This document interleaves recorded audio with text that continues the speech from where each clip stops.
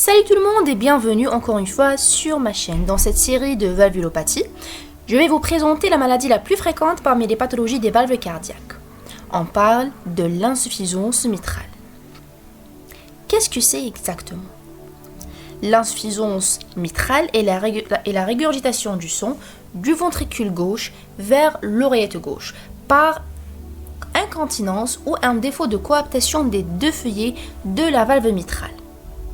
Cette valve, qui ne se ferme pas correctement et totalement au cours de la systole, va causer une fuite rétrograde du sang au cours de la systole ventriculaire. Elle a deux origines.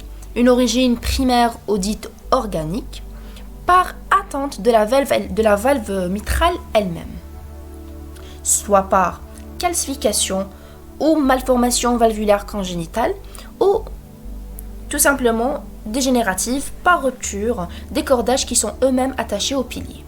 Une origine secondaire ou dite fonctionnelle en rapport avec une anomalie géométrique du ventricule gauche, soit par dilatation ou séquelles d'IDM.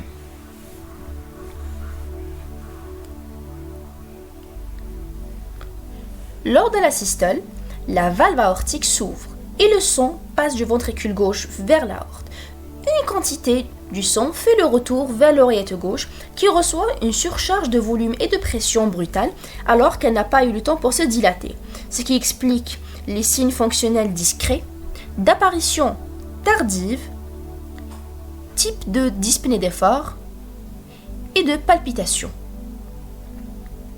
L'insuffisance mitrale est mise en évidence par l'examen clinique. On commence par la palpation qui met en évidence un frémissement systolique à l'apex du cœur, ainsi qu'une déviation et abaissement du choc de pointe en cas de dilatation du ventricule gauche.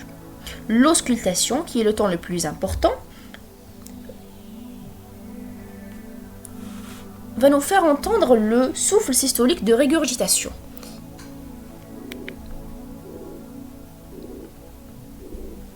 C'est un souffle holosystolique qui débute de B1 et se poursuit jusqu'à B2, maximum à la pointe et mieux entendu en expiration forcée et après un effort.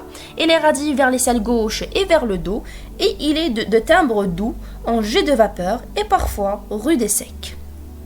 Les signes radiologiques vont nous faire montrer une hypertrophie et une dilatation ventriculaire gauche et auriculaire gauche.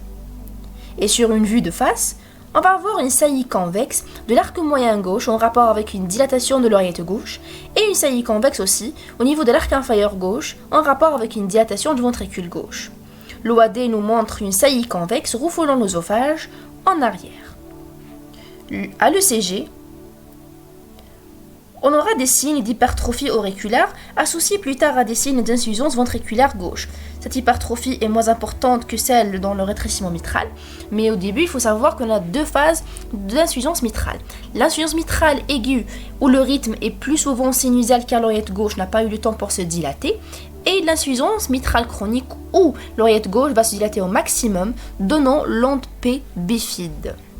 L'échodoppler qui nous confirme le diagnostic, afin de quantifier l'importance de la fuite en mesurant la surface de l'orifice régurgitant et le volume de régurgitation à chaque systole. Je vous remercie pour votre attention.